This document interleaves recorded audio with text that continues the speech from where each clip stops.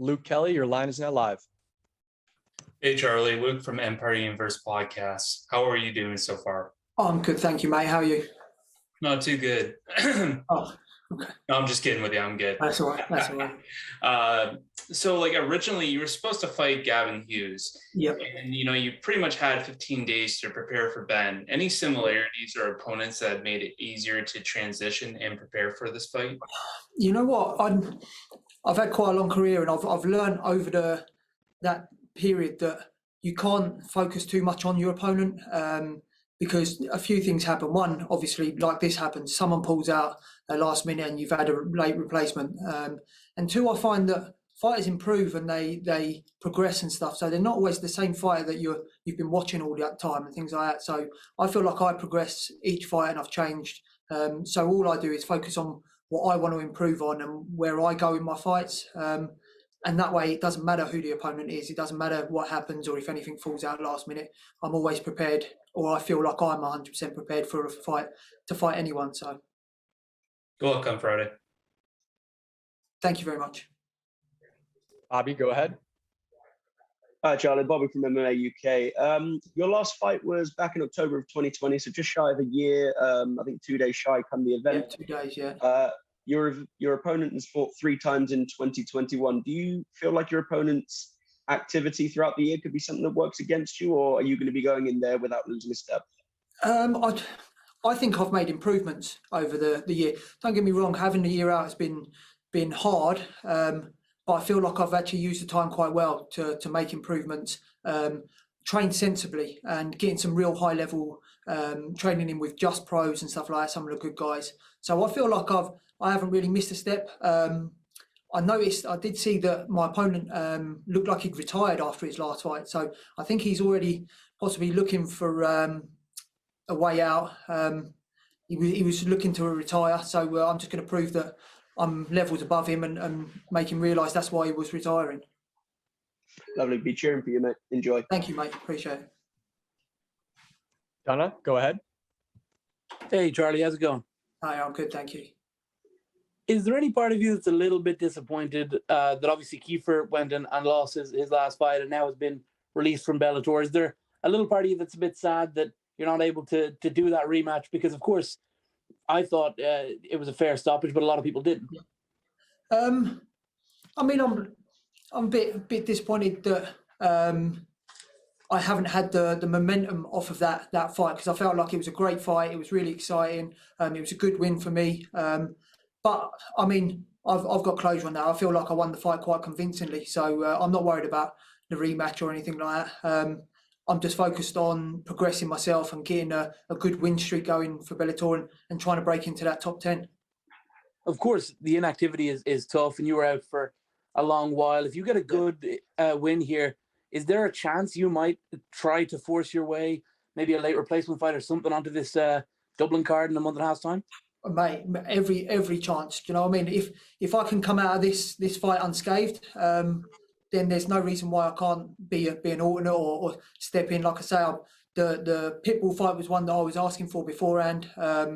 So either Quealy or Pitbull drop out, there's always a chance I'll step in. But I don't think you can look too far ahead. I've got Benjamin on Friday night, and I could win convincingly, but get hurt and it doesn't happen anyway. So I've just got to focus on getting the win on Friday night, and that's all that matters right now. Jay, go ahead. Charlie, welcome back. The Crosby fight was mentioned once or twice now, and I'm just wondering if you saw your own profile change after that, given he was a fairly well-known figure, and at the time he'd only had the one loss. Yeah. To start with, yes, I think the lockdowns and stuff like that absolutely just killed it again. It sent me into a bit of a depression, to be honest, because I felt like I was just starting to get some recognition. I was having a lot of interviews. Things was progressing. And then all of a sudden we got locked down again, and it kind of just put me on the back burner. Everyone forgot about it. Crosby went and fought again, and no one's really talking about me anymore. So I felt like it had started, but I think I've got to go out there and prove that I'm up there in this fight, and everyone will remember that then. You talk about that bit of depression during the lockdown with your momentum kind of derailing. What was key to getting through that, and how impacted were you in terms of even training camp for this fight? For this fight, it was okay. I was back in shape and training pretty well for this fight. I've had one of the lads was fighting a few months ago, so I was helping him prepare and stuff like that. So I wasn't too bad for this fight. But over Christmas and the New Year, it impacted me badly, really badly. I was depressed, got out of shape, bit fed up. I'm pretty much like everyone, I think.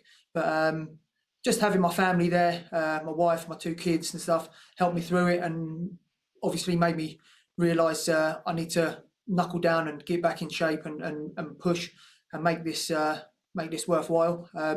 My coaches and my team are always a massive help. They drag me out of any sticky situations and depressions and stuff quite easily. And getting back on the mats again was superb. I mean, the trouble was we'd got locked down for a while, and then it was the pros were allowed to train, but the gym that we train at had shut and wouldn't let us train there. So we was lucky that one of our guys, Martin Hudson, had got a place in High Wycombe. So it was a lot of travelling, a lot of hard work, a lot of hours put in to get the training in, but it was well worth it because, like I say, I got a lot of high level pro training in, got to concentrate on what I wanted to improve on, and I feel like I've done that in massive amounts.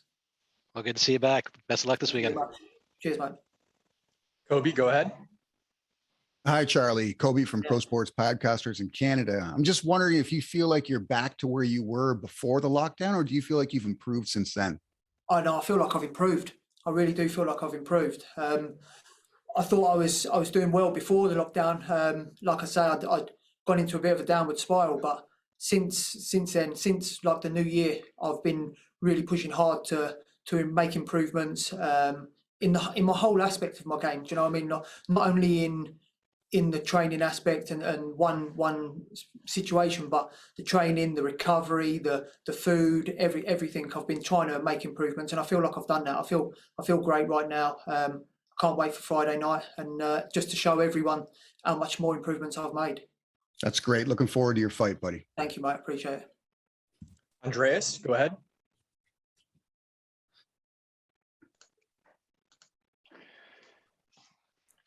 Hey Charlie, this is Andreas speaking from Fighting the your opponent, Benjamin Brander, is well known in the German-speaking MMA scene.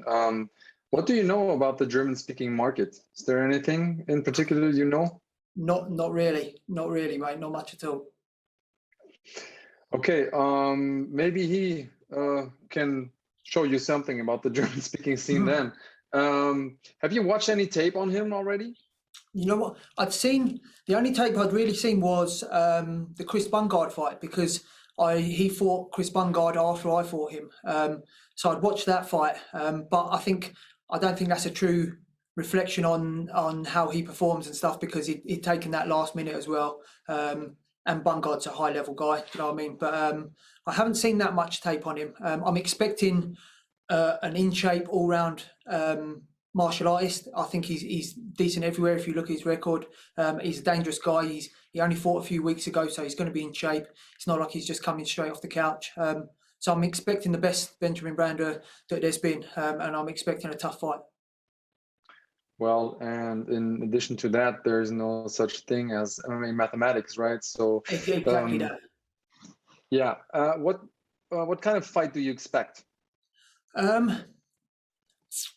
I expect him to try and keep it standing. I'm expecting him to try and counter my aggressive style. But I think I'm just going to be too much for him everywhere. Do you know what I mean? I think I overwhelm him by the middle of the fight. I think he's going to have had enough. Rahul, go ahead.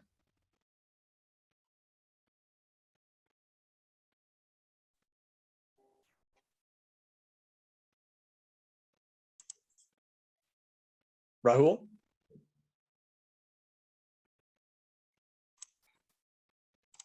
All right, we'll move on here. Next up is Ty.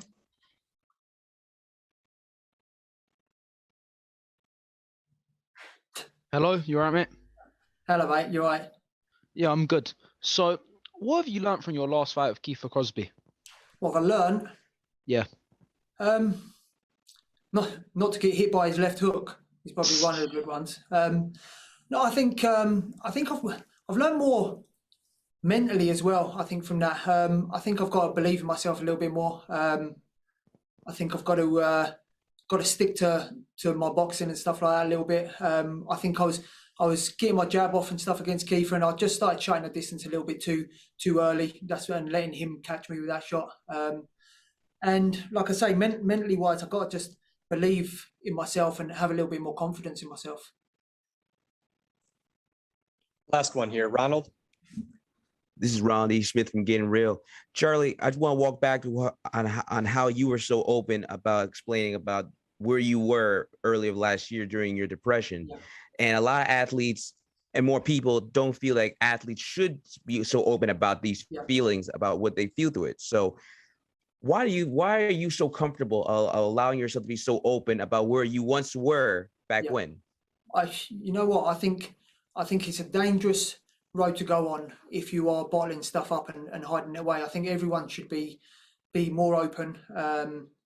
And if you're having a bad time, talk about it, man. There's people that are there to help you all the time. Like I say, my family, my team, they're always there to drag me out of trouble and keep me. And I don't mean like trouble as in like criminal trouble or anything like that, but mentally it's troubling and things. And I think there's this stigma around, especially about with fighting, where you should be the tough guy, you shouldn't let this go, and you shouldn't let people know about that. But I think it's a tough mental sport as well. And if you don't talk about it sometimes and you don't open up about it, it's hard for you. Do you know what I mean? It's a downward spiral. And if I can help one person by talking and letting them know that I was depressed and it's difficult, but you can come out of it, I help one person with that, then that's great. If I keep it quiet and don't say anything, then I don't help anyone, do I? Not even myself. So.